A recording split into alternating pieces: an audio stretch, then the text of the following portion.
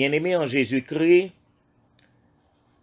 nous arrivons dans septième leçon que notre Seigneur Jésus-Christ t'a enseigné aux premiers disciples alors que t'es retrouvé ensemble à ses pieds bénis, côté que yo t'apprend enseignement de telle sorte que yo t'es capable de mener une vie qui conforme à la volonté de Dieu. Et leçon yo très significative. Nous rappelons les 6 premières leçons que nous étudions déjà, en long et en large. Si nous-mêmes qui maintenant retrouvons à l'étude de la parole de Dieu, mettez-le en pratique de manière réelle dans la vie, nous, c'est sûr et certain, nous avons vraiment sa 7e leçon à enseigner, à savoir que nous va des fils de Dieu. Car le Seigneur, il dit en Matthieu le chapitre 5, le verset 9, écoutez ça bien, heureux ceux qui procurent la paix. Et le pral la raison qui fait le dit que moun sa yo heureux. Il dit c'est parce que yo pral gen comme titre, ils seront appelés fils de Dieu. Je reprends le texte. Heureux ceux qui procurent la paix, car ils seront appelés fils de Dieu. En effet, ni ou ni moins nous habitués et tendez parler de prix Nobel de la paix qui c'est une récompense à un monde qui tape travail de telle sorte que les peuples sont capables de vivre ensemble.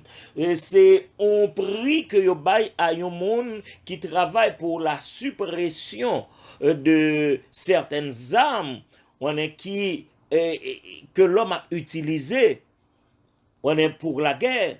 C'est une récompense que yo bail à un monde qui a travaillé au progrès. Le progrès pour la paix. Mais nous regardez bien dans le texte que nous avons en référence. Notre Seigneur Jésus-Christ dit disciples, heureux ceux qui procurent la paix. Et puis nous prenons compte que la récompense à cela, c'est pas le prix Nobel de la paix, mais c'est de préférence un titre d'honneur venu du ciel. Ils seront appelés fils de Dieu. Ce n'est pas un titre que l'homme capable d'acheter par de l'argent ou de l'or. C'est pas un titre que un homme peut recevoir. Il a fait des manœuvres politiques. Non. Mais c'est le résultat. C'est la récompense de un monde qui a un caractère juste, un caractère droit, un caractère saint. Et voilà que cette personne qui a tout caractère ça et que ajouté à la sagesse, à l'amour, eh bien, il est devenu un agent de paix et ce titre lui est accordé. C'est pas n'importe qui titre.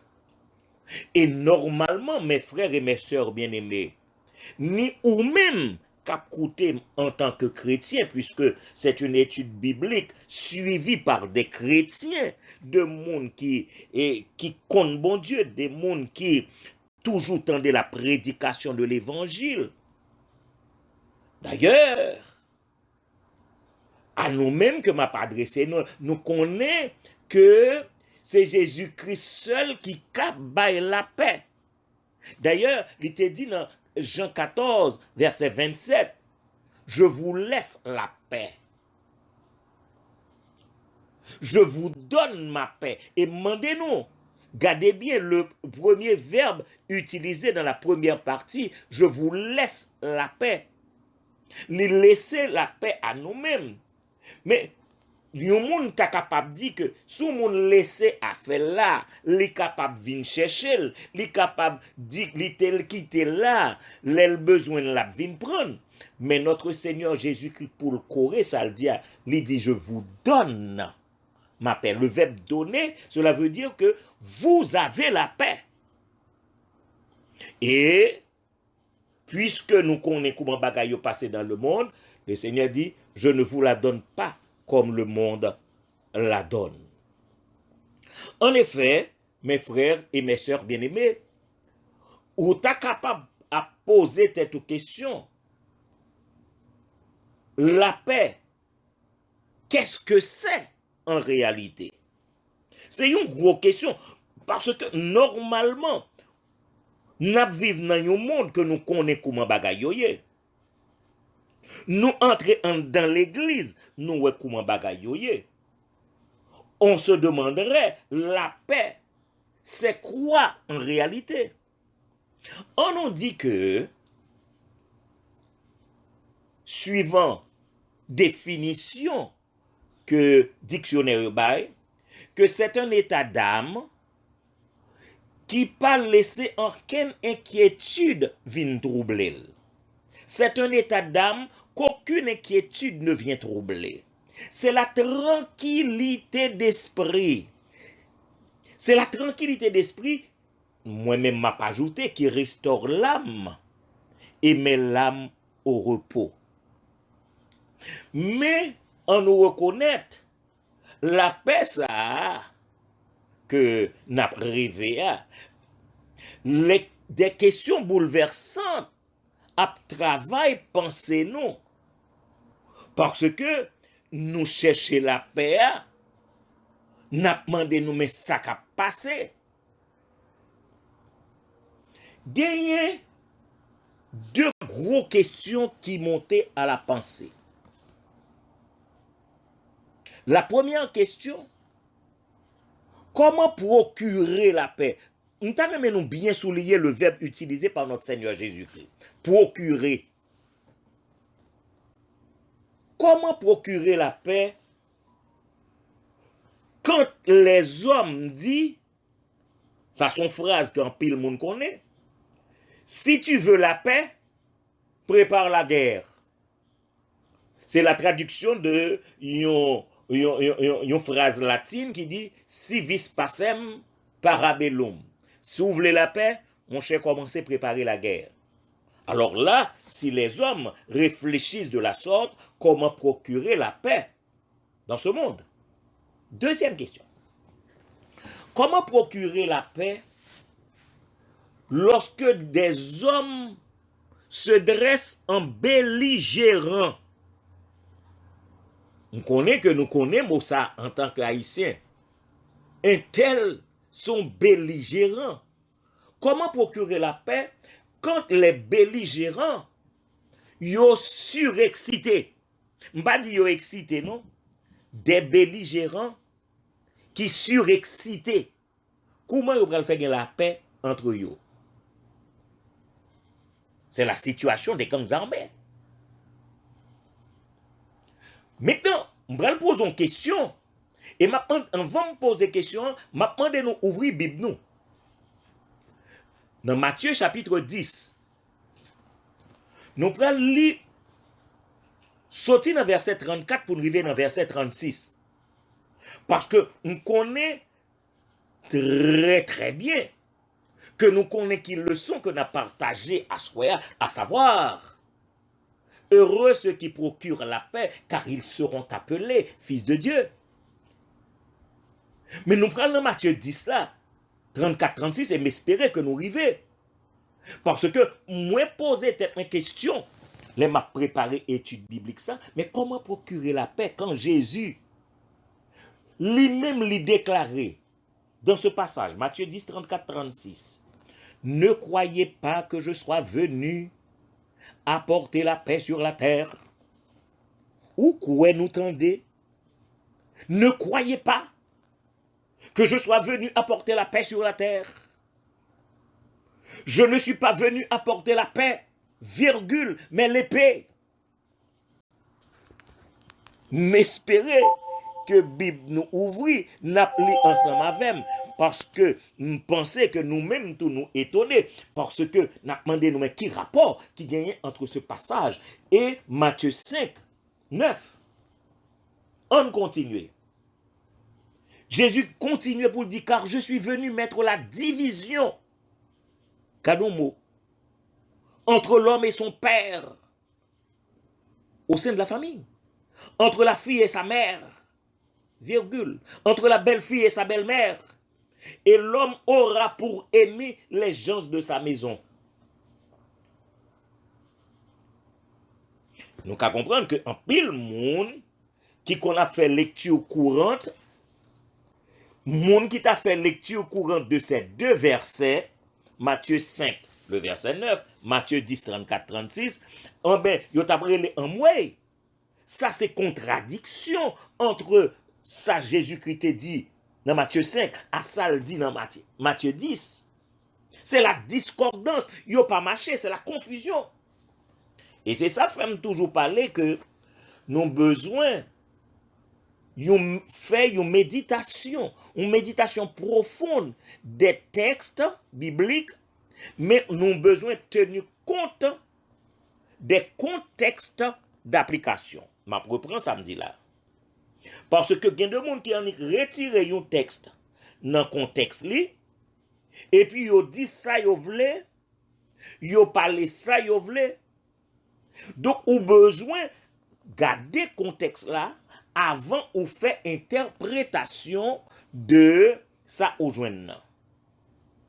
Donc nous rendons compte que nous avons deux textes que nous avons essayé de mettre face à face.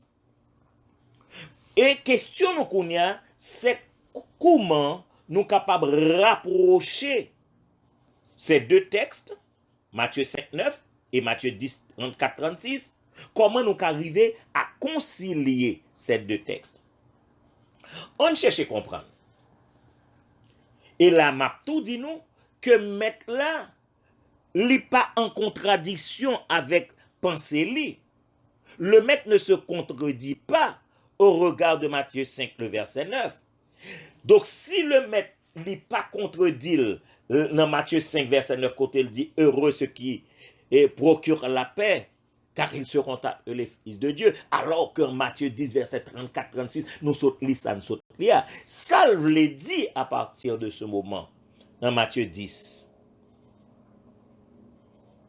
Demandez nous prêter attention, nous. Pour moi, dis-nous que, premièrement,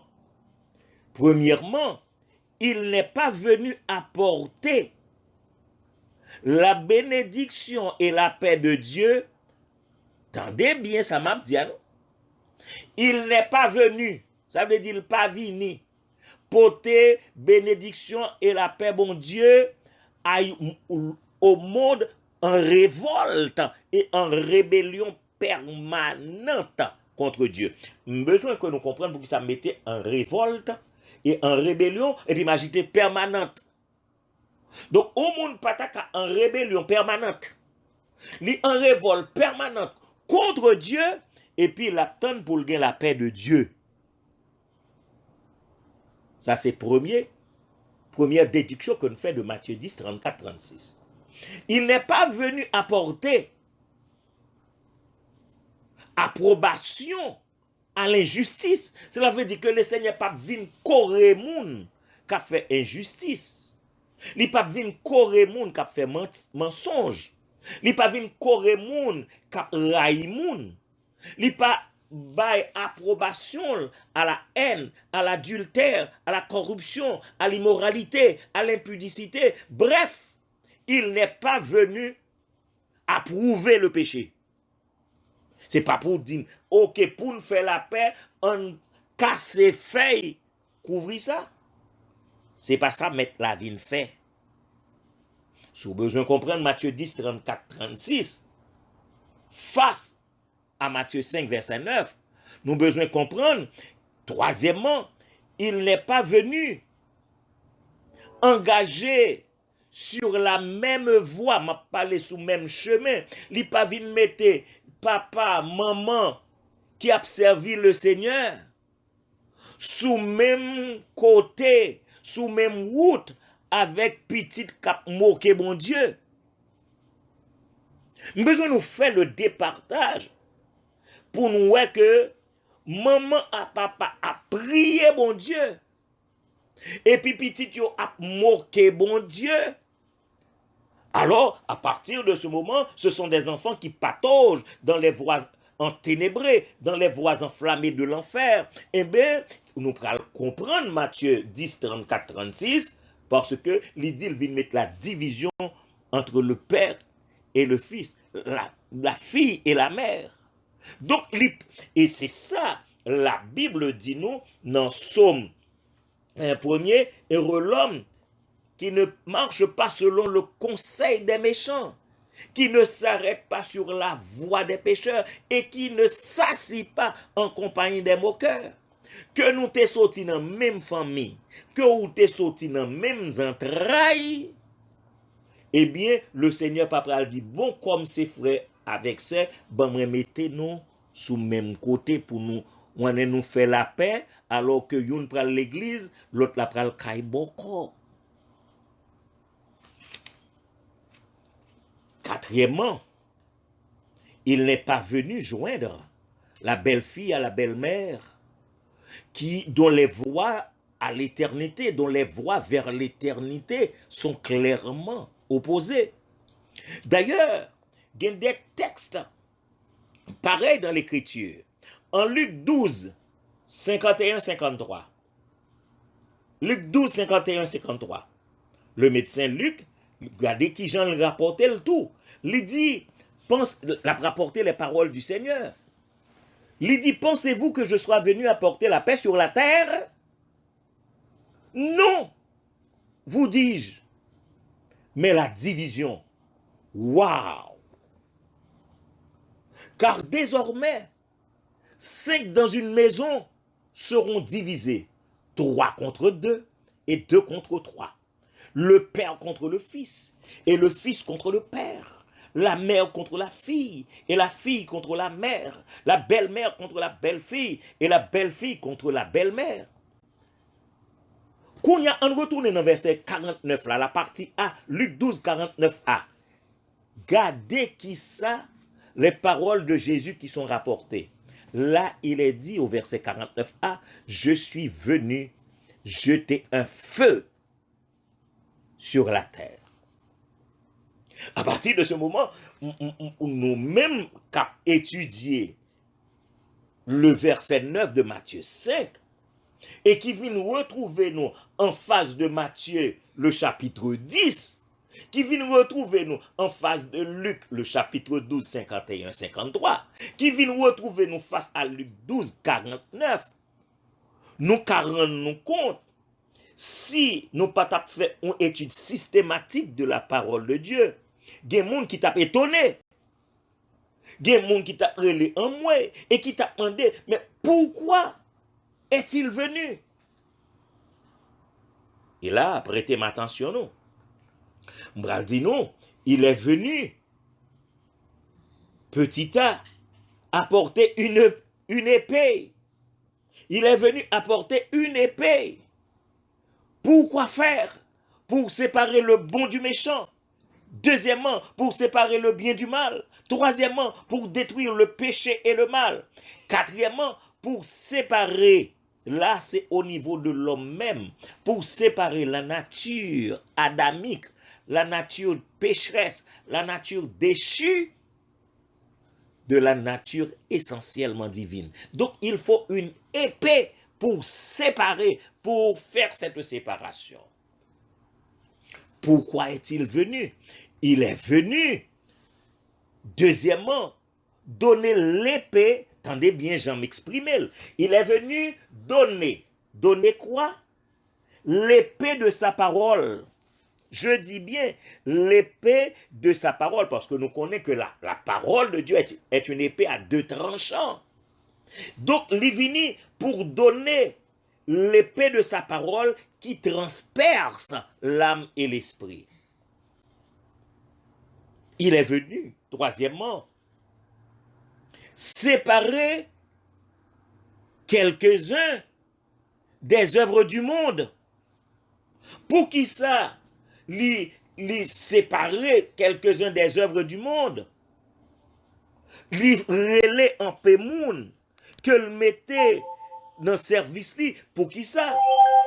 C'est pour les utiliser à exhorter le monde, li séparer quelques-uns des œuvres du monde.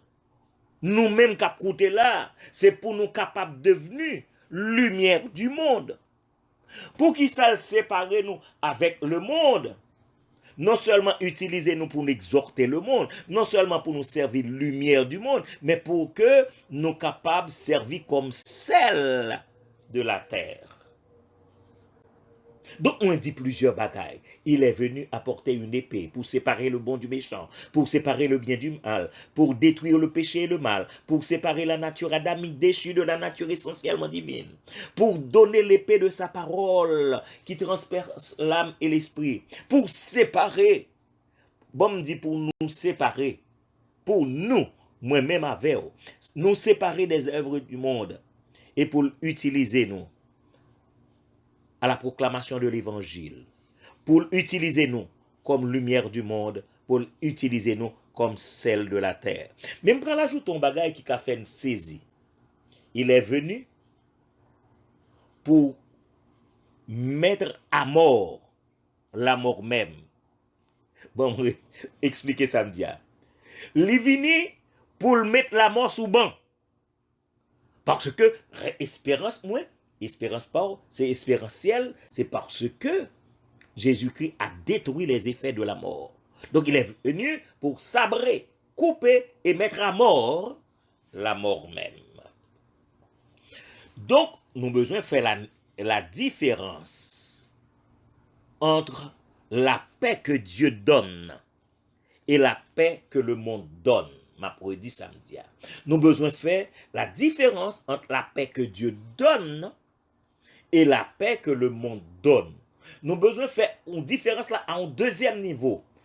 Ce que j'appellerais la paix active, qui c'est la paix vraie, réelle, la paix active. De la paix passive, qui c'est la paix fausse, la paix illusoire. Bon, essayez d'expliquer pour nous comprendre avant de continuer. Parce que ça va le conduire à ce que j'appelle la paix éclaboussée. Ça sont mots français. M'a retiré mot français ça pour moi dire que l'Europe cherche à faire la différence entre la paix réelle, la paix active, la paix vraie, de la paix passive. Nous allons nous rendre compte que nous faisons face à ça, y aurait la paix que moun camouflé. Camouflé, ça veut dire son bagay habillé. Yo bon nana pour Suzanne, mais nana pas Suzanne. Donc c'est la, nous sommes capables de dire, c'est la paix, mais que l'homme habillé à un rad sale, sont la paix qui a fait scandale. Même si mon a regardé, il a fait scandale. Et même, malheureusement, dans des lieux sacrés, côté en pile monde qui portait le nom de chrétien, yo retrouvé yo côté y a chanté parfaite paix, douce paix. Yo même encore yo pété l'obéi. Et yo saute chanter parfaite paix, douce paix. Donc la paix est éclaboussée. Et la Bible t'apprend dépeindre cette situation que nous vivons en Proverbe 12, verset 21. Proverbe 12, verset 21. Là, il est écrit la tromperie. Nous connaissons le mot ça, tromperie. La tromperie est dans le cœur de ceux qui méditent le mal. La tromperie. Nous tous à chanter ensemble dans le même temple, qui est un lieu sacré, un lieu où le nom de l'Éternel est invoqué et exalté, et puis après, Dans le même lieu, ou rendre compte que c'est trompé, yo tap trompé moun, même là yo tap chanté parfaite paix, douce paix. Au psaume 3, au psaume 35, le verset 20, qui ça nous lit la donne? Psaume 35, le verset 20. M'espérer, m'a essayé vérifier ensemble avec nous, m'a demandé nous chercher ensemble avec. Psaume 35, pour nous voir qui ça qui dit la donne. Psaume 35, le verset 20. Là, il est écrit, et m'espérer que nous joignons tout. Ils tiennent un langage qui n'est point celui de la paix. Bah, me reprendre. Ils tiennent un langage qui n'est point celui de la paix. Ils méditent. Attendez bien, oui. Nous comprenons, nous consacrer les méditations. Cela veut dire que même les yopoko parler, même les yopoko ouvrir bouche, y a médité, ils méditent la tromperie contre les gens tranquilles du pays. Au psaume 120, le verset 7, le psalmiste déclare, là, son bel verset. Psaume 120, le verset 7. Je suis pour la paix, mais dès que je parle, ils sont pour la guerre. Alors là, maintenant, nous mettons en face ces deux versets et m'espérer que nous comprenions la situation de l'homme en général. Et nous demandé, est-ce que moun qui lit la Bible, moun qui a fréquenté l'église, et qui a une Bible dans main yo ouvrir dans Matthieu 5, les arrivé dans verset 9, est-ce que vous comprenez ça notre Seigneur Jésus-Christ dit? Est-ce que vous méditez?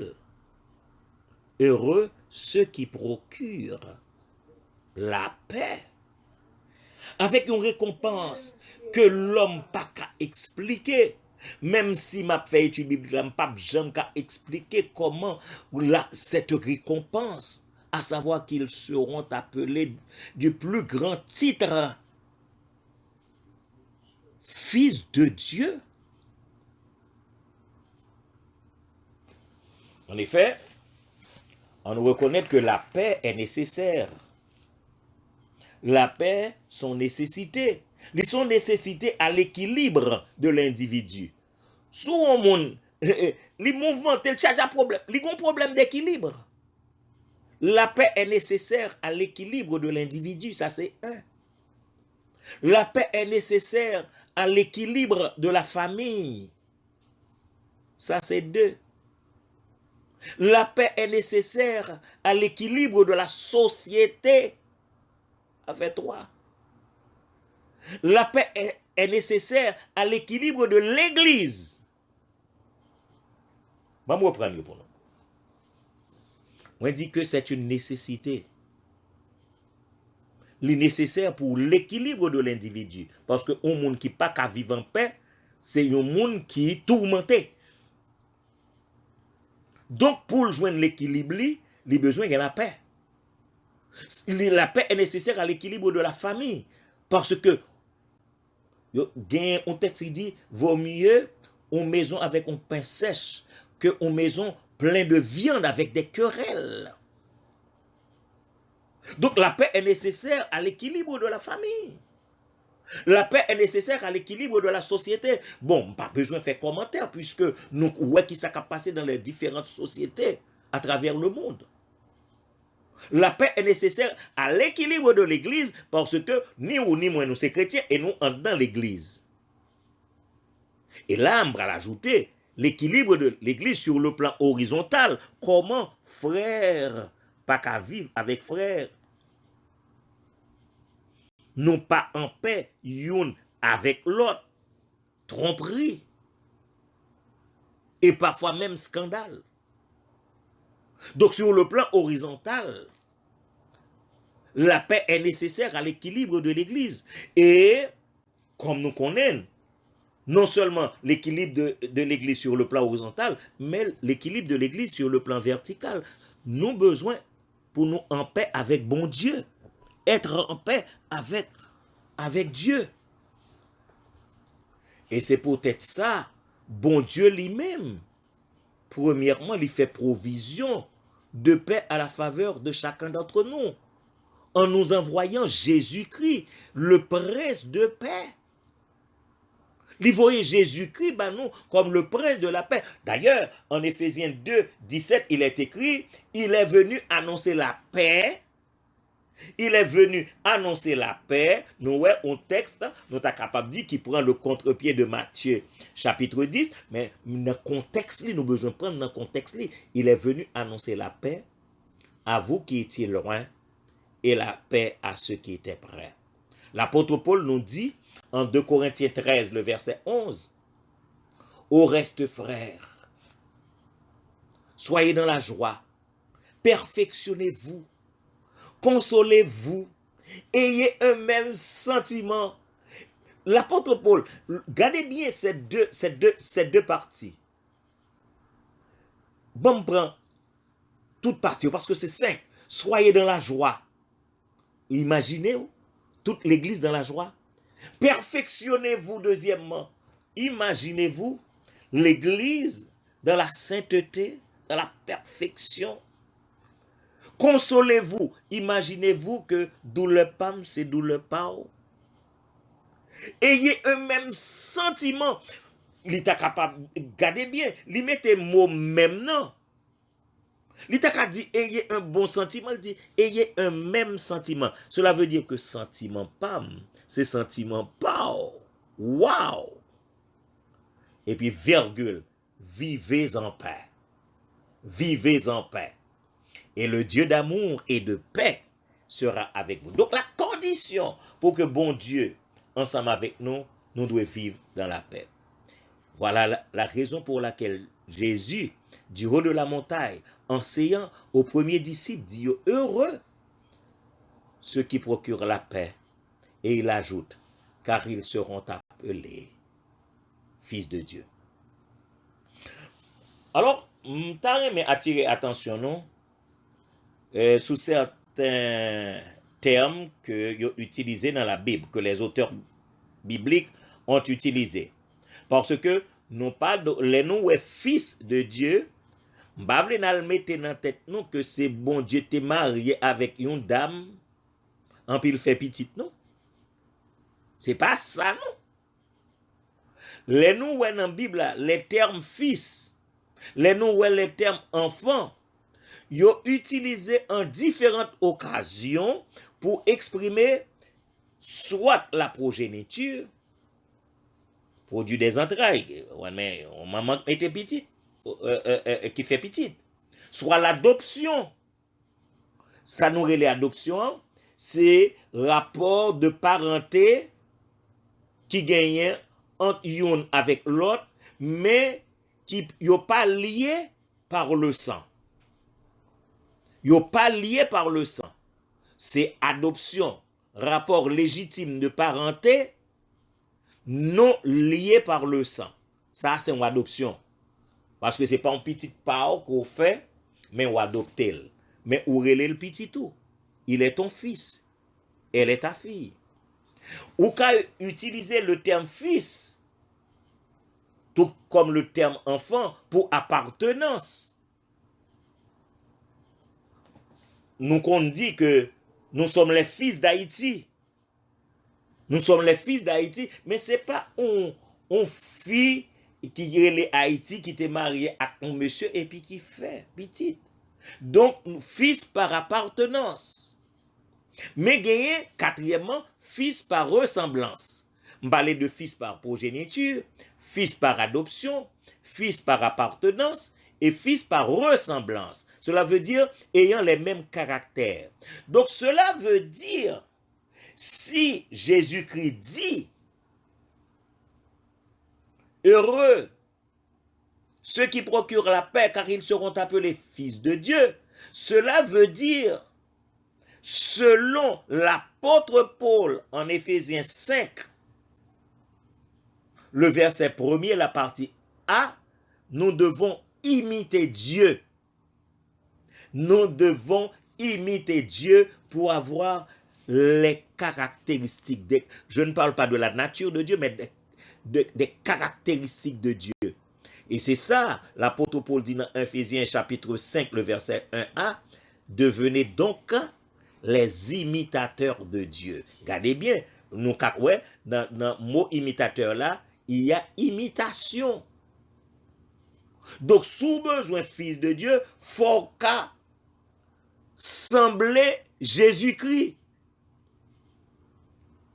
Bah, me reprendre pour nous. Devenez donc les imitateurs de Dieu. Cela veut dire nous imitation. Cela veut dire que nous devons ressembler Jésus-Christ. Et comment ressembler Jésus-Christ? Je nous 5 points comment ressembler Jésus-Christ. Très rapidement. 5 points comment ressembler Jésus-Christ. Et c'est quand même un titre de prédication. C'est capable même des points de prédication. 1.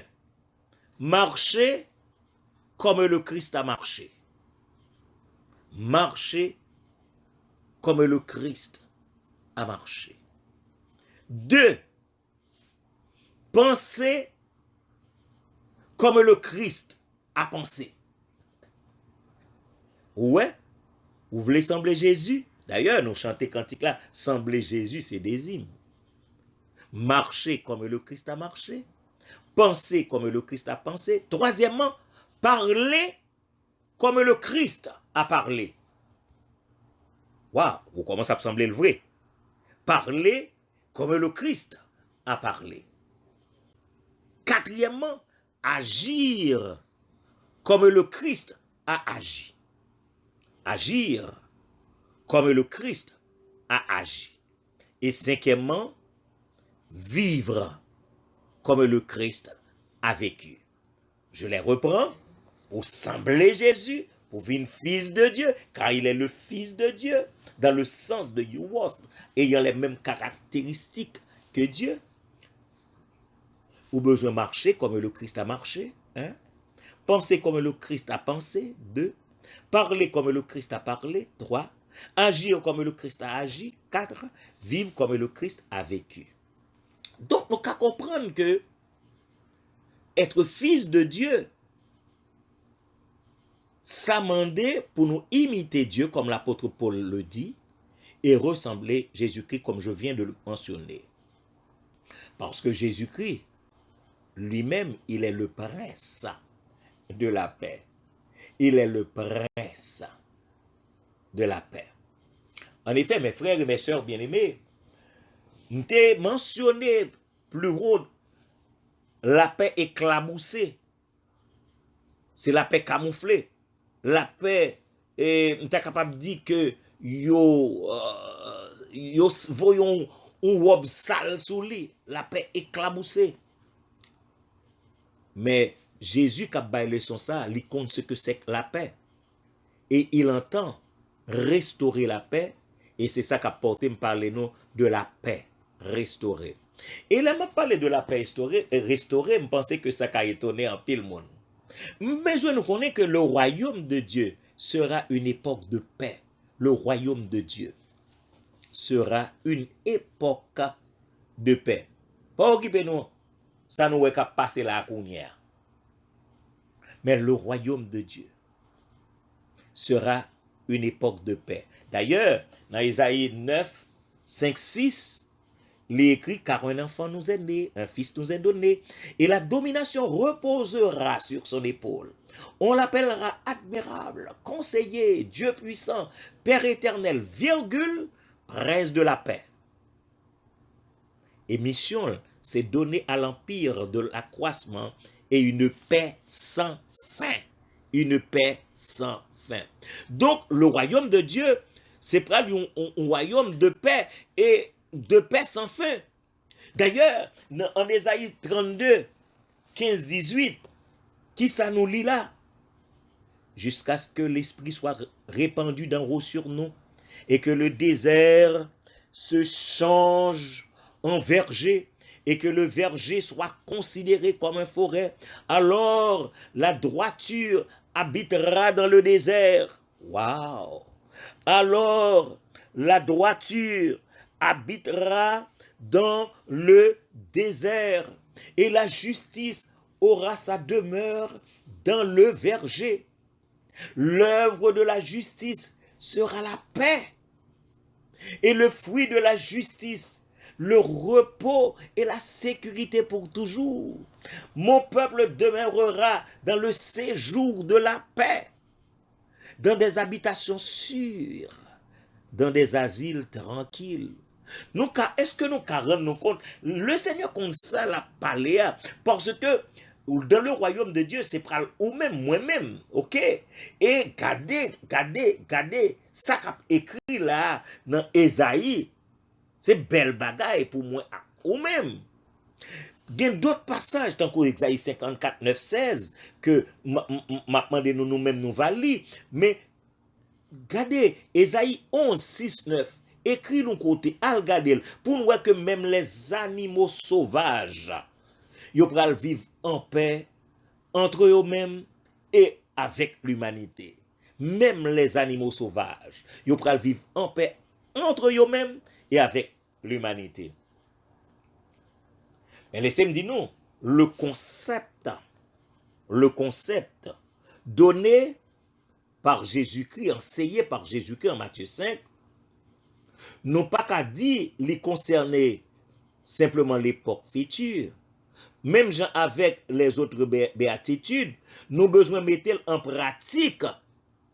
Parce que, regardez, heureux ceux qui procurent la paix. La première partie est au présent de l'indicatif. La première partie est au présent de l'indicatif. Donc, nous devons mettre maintenant en pratique tout cela, même si la récompense nous pas joindre parce que le monde est en ébullition, mais nous va joindre cette récompense plus tard.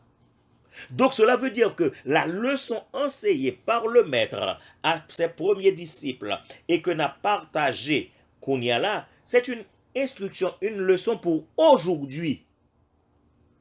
Pour moi-même ou même, c'est une leçon pour aujourd'hui.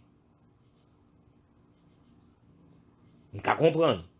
Être pacificateur dans un monde rempli de tribulations.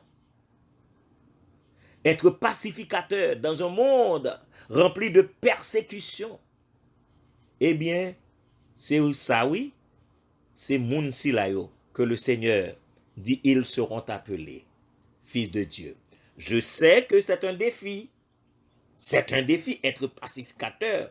On est dans le sens nous bagaille pour aller, non seulement dans la société, même dans les assemblées chrétiennes.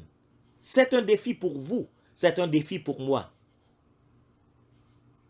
En effet, Bamdine, nous ne sommes pas appelés à devenir pacificateurs dans des circonstances idéales, côté les bagailles marchent bien, oh oui, c'est là nous pacificateurs. Nous pacificateurs, c'est les bagailles qui ont des difficultés. Les bagailles a créé gros problèmes. Nous devons faire preuve d'être des pacificateurs. D'être des pacificateurs. D'ailleurs, voyez, nous sautons l'île, nous connaissons que la situation est difficile. Oui, en Matthieu 10, 34, les situations sont difficiles. Et d'ailleurs, nous sommes capables de dire que même pour nous vivre en tant que monde qui procure la paix comme des pacificateurs, nous avons besoin d'un pile monde qui compte nous. Nous avons besoin d'un pile monde qui pas voulu marcher avec nous. Nous avons besoin d'un pile monde qui a nous toute qualité étiquette. Mais en réalité, nous vivons le standard voulu par le Maître, le Seigneur. Parce que il dit en Matthieu 5, le verset 9, heureux ceux qui procurent la paix, car ils seront appelés. Et ils seront appelés, le plus grand titre, le plus grand honneur, fils de Dieu. C'est le vœu de mon cœur pour tout le monde qui est là. C'est le vœu de mon cœur pour nous-mêmes qui écoutons. C'est le vœu de mon cœur pour que tous les chrétiens en général changent fusil d'épaule et devenir des pacificateurs. Oui, heureux ceux qui procurent la paix, car ils seront appelés fils de Dieu. Que le Seigneur vous bénisse et qu'il vous garde. Amen.